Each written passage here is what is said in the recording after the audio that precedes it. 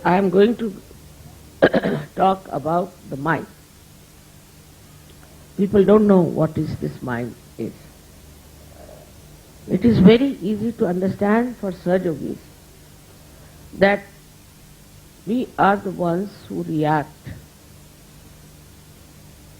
to everything that is outside. The reason is we have two horrible tendencies. One, which is the ego, and another tendency is that we are being trained that, or we can call it the superego or the conditionings. So both the things, our ego and conditionings, are all the time acting outside. This reaction, which is built in within us, is just like bubbles in the ocean. And these bubbles keep us away from reality. These bubbles are of thought, and they just blast you all the time in your head, and you don't know why they are. When you depend on this artificial mind of yours, then you have no discretion as to understand what is good and what is bad. This mind is the one where all kinds of evil things start. All kinds of quarrels, fights, and possessiveness. Lastly, the war also comes there. It is in this mind only, which is nothing but a myth, all these concrete, destructive ideas somehow or other come up. And then they start growing and growing. Then you find people whom you can impress also, put ideas into their heads. By reading, they learn, or by their lectures, or by mesmerism, whatever kinds of things they can do. They put your mind into such a frame that you accept these destructive ideas for yourself individually or maybe for the collective.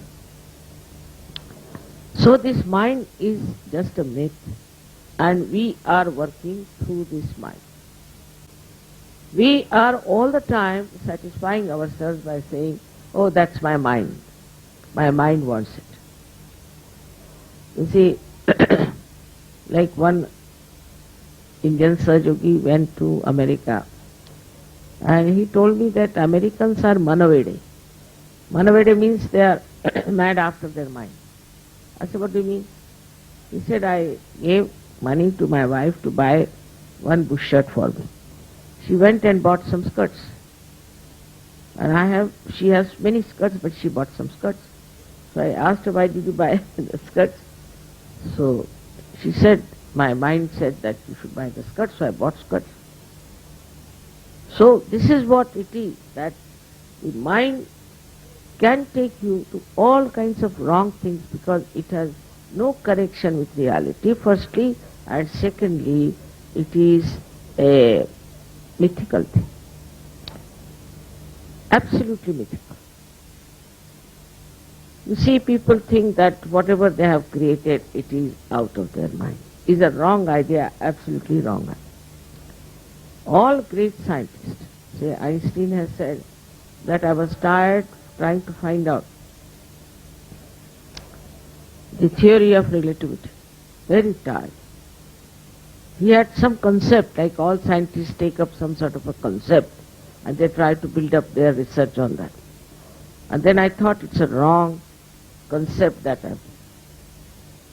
Sunday he said, I went into the garden, I said, let's try and play with the soap bubbles. He was playing with the soap bubbles like a small child. And suddenly from somewhere unknown, he says, the theory of relativity dawned upon me. Many scientists have said that they don't know from where they get this idea. From where did they get it? It has a special study now people are doing to find out how these scientists got these things. And in a very sahaj manner.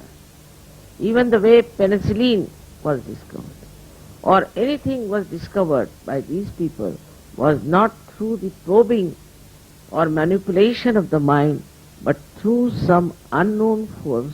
It came into their mind, and that's what they thought, that this was from their mind. Some, but most of them realized, even Newton realized, that it is coming from something, some source which I am not aware of. As Sahajogis, you know, it is the source of the divine power which is all pervading the Param Chaitanya. You know, because you can feel it. You know it is there. But even when you know, you must know you have to go beyond your mind into thoughtless awareness minimum.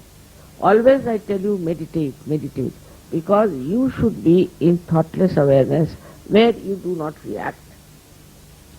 So what happens? You become a witness. You become the witness of the whole drama, of the whole scene, and you are absolutely at ease with yourself. No problem. And what you are doing, that you become an instrument of this Parama Chaitanya, of this all-pervading. You are just watching. You are a witness, and as watching everything, you realize that whatever you watch cannot react on you. But you know what it is. And this is what is the state in which you understand the reality of the whole situation. I have told you many a times that if you are standing in the water, you are afraid that the waves might kill you. But supposing you get into a boat, then you can watch those waves as something beautiful, maybe. If you learn how to swim, you can jump and bring back people who are getting drowned.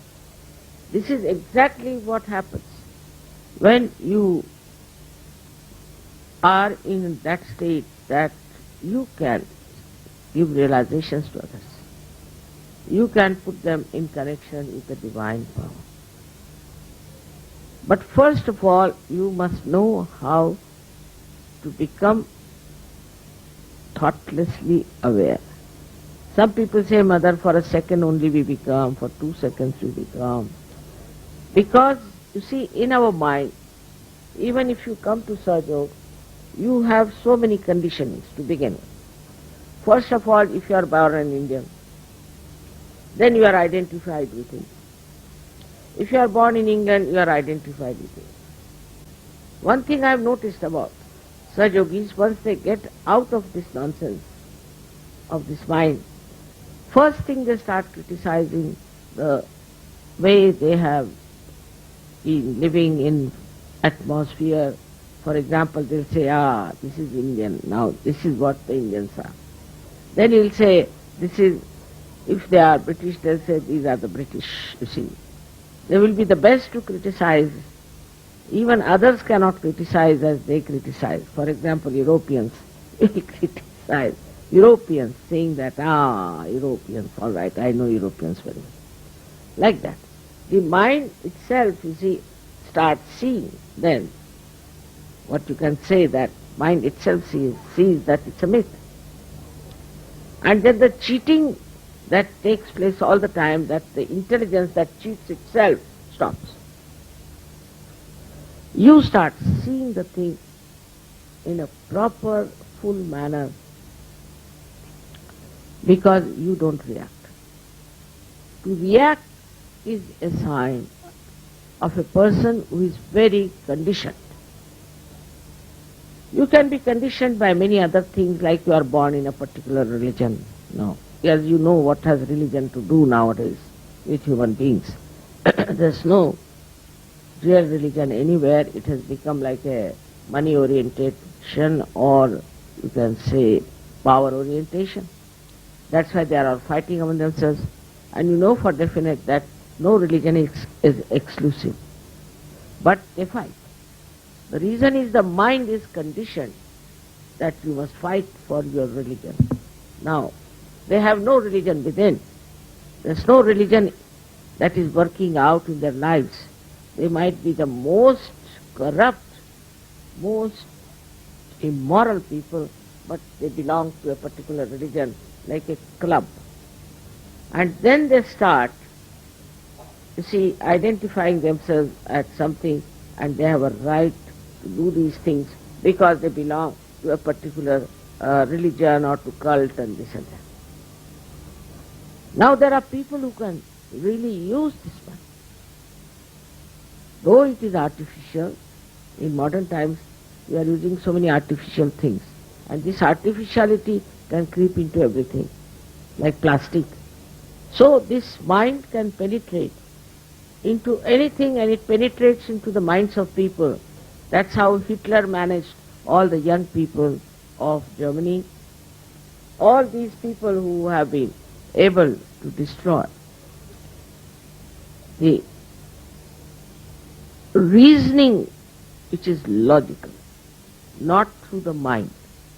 If it is through the mind, it's no logic. It is just a reasoning that we can see clearly stupidity. Because this mind, which is just a bubble as I told you, and is so limited that it cannot comprehend the beauty, the glory, the expanse of reality. This mind is just a collection of all the garbage, we should say, which we have to somehow or other deny and tell ourselves that I have to go beyond my mind. So-called mind of mine has done no good for me.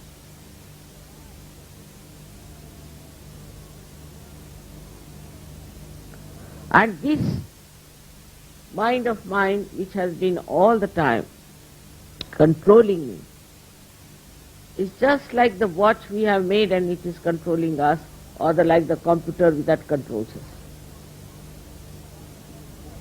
So we have to be careful that we are the ones who have created this mind, and this mind has no business to control us. Many people try to control the mind. There's a way of doing it, that I'll control my mind. Now try to understand, how will you control the mind? Only through mind, either by ego or by your conditioning. You have no means of controlling your mind, because it is the mind which you have created, and that is just existing there, which you cannot control, though you might think I can control. You have to go beyond this mind, and to go beyond this mind, the most helpful thing is Kundalini awakening, because she passes through your limbic area, pierces through your fontanelle bone area, and just takes you away out into the realm of reality, and the yoga takes place between your brain, I should say, your heart, with this all-pervading power. She's the one which connects. She's the one who does it. Many people are doing Sajog, I know that.